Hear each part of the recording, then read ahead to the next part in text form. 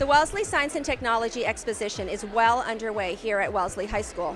The organizers are very excited to present so many exhibits, presenters, experiments, and fun for the entire family, for kids of all ages, K through 12, seniors, adults, and the entire community at large.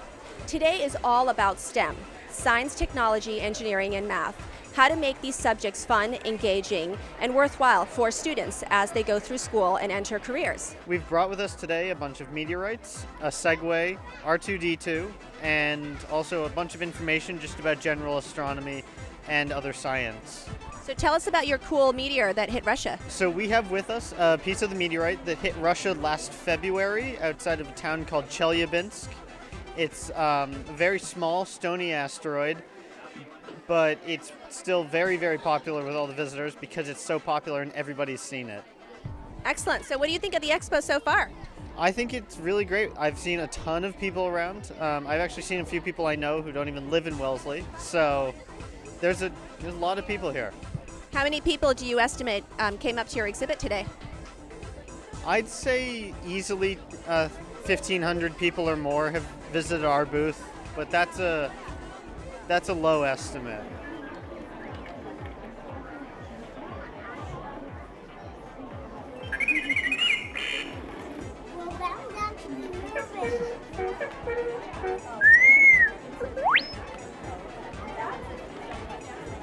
Wow, what a turnout. How fabulous. So very excited about having all of our community here today, and our fabulous Wellesley Education Foundation hosted this, with the biggest help coming from the Wellesley Science and Technology Expo team. They have been such a blessing to our community, and we really need the STEM boosting for this community. The Brain Booth came in for the day courtesy of Wellesley College's neuroscience program. K through 8th graders get to hold, dissect, and learn the basic parts of sheep and bat brains, as well as human brains, sliced in many different ways and embedded in plastic. You can see kind of a bigger version of that. If you look at like this slice, it's got some branching going on, right? So it's got, what colors are you seeing there? Yeah, there's some white and like brown. No, I know, I just didn't want to. Yeah, so those are two very important and different types of tissue in the brain. What do you girls think of the brains here in front of you? Kind of cool. Pretty crazy because it's like really cool to see like the inside and the outside of a real brain. Did you have fun chopping it apart? Yeah. It was really cool. What did you think of the expo when you walked in? Well, I thought, wow, this is really big because there was so much going on and the activities looked really fun. It was kind of hard to decide what to go to. When I walked in here, at first I thought it was a little bit gross, and then I looked, I was like, wow, this is actually really cool. Targeting all grade levels and adults, Expo offers attendees the opportunity to build a small hovercraft and then ride in a big one. STEM Expo attendees find out how air pressure becomes fuel and how Newton's laws of motion, along with Bernoulli's principle, gets them hovering. The stream table, courtesy of Wellesley College and Dr. Katrin Monaghy, teaches everyone who comes by how to build their own river, model river flow patterns, build dams, experiment with how vegetation impacts the flow of rivers, or how a drop in sea level might affect the flow of inland rivers and streams. Andrew Friendly and George Roberts take the time out of their busy day to bring in, set up, operate, and explain 3D printing, or as they like to say, the future. 3D printing, or additive manufacturing as it's called, is a process of making a three-dimensional solid object of virtually any shape from a digital model. Anything from architectural designs to wearable bracelets with the words Expo engraved onto them. It melts plastic with a hot nozzle, squirts it out, does a layer at a time. The bed lowers a tiny bit, about the thickness of a piece of paper, and then it prints another layer and keeps going.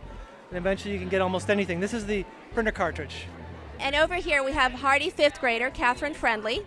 Hi. And she's here because she's volunteering for her dad, who is manning this table. So what do you think so far of the expo, Catherine? I think it's really cool. There are a lot of really cool presentations. What's your favorite one so far? I think the Lynx presentation they did a lot of exploding things, which was really fun. Can't go wrong with exploding things. Yeah. Thank you. We have Andrew Friendly manning the station for 3D printers. Andrew, tell us why this is so cool. Well, you can take an app from an iPad or on a computer, you can design a toy, an object, a feature like this high school, and then you can actually print it out and see how the object that you designed actually looks in the real world. So what are some future projections of how this technology may be applicable? So people or researchers at MIT and other places are figuring out what different types of materials, like metals, how can you print out a metal piece? There are medical researchers who are looking how to print out biological pieces, so whether like valves and for a heart or organs possibly one day. Even talking about printing out food. So if you take ingredients, you might be able to print out your food one day. We have other demonstrations of 3D printers. The one at the end, the printer down here, is printing out plastic bracelets that kids can take that have the words, it says Wellesley Science Expo on them. And it shows people how a 3D printer takes that plastic and prints out, in under 10 minutes, a little toy, a plastic bracelet. So there are other examples on the table here of other objects, other buildings that have been printed out. This is right here a model of a building called Taipei 101 in Taiwan. It's a skyscraper.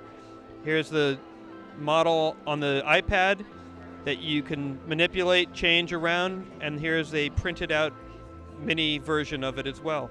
What do you guys think of the expo? Cool and scary. What was your favorite exhibit? Probably the nerves. The nerves. I like dissecting the cow brain. Good choices. I think from all different walks of life, if they're very excited about STEM, that is built on by coming to this. If they don't have an interest in STEM, they come here and they can just be naturally inspired by some of the very engaging activities that we have for workshops this year. On behalf of the Wellesley Science and Technology Expo team, they'd like to extend a hearty thank you to all attendees and hope that they'll all come back again the next year when they have this.